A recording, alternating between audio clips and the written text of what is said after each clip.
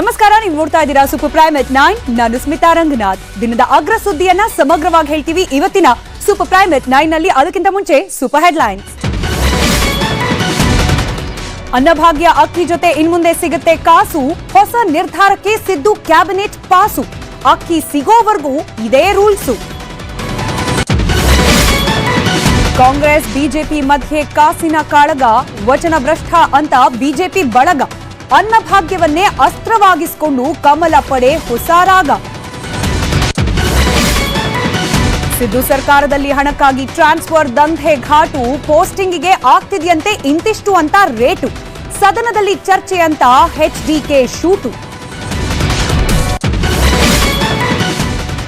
15 ಅಧಿಕಾರಿಗಳು, 62 ಕಡೆ ಲೋಕಾಯುಕ್ತ ದಾಳಿ.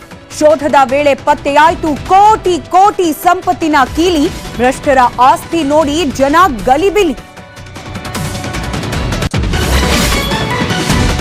ದೇಶದಲ್ಲಿ ಏಕರೂಪ ನಾಗರಿಕ ಸಂಹಿತೆ ಕಿಡಿ. ಮೋದಿ ಪ್ರಸ್ತಾಪಕ್ಕೆ ಸಮುದಾಯಗಳ ಸಿಡಿಮಿಡಿ. ಕಾನೂನು ಹೋರಾಟಕ್ಕೆ ಮುಸ್ಲಿಂ ಲಾ ಬೋರ್ಡ್ ರೆಡಿ.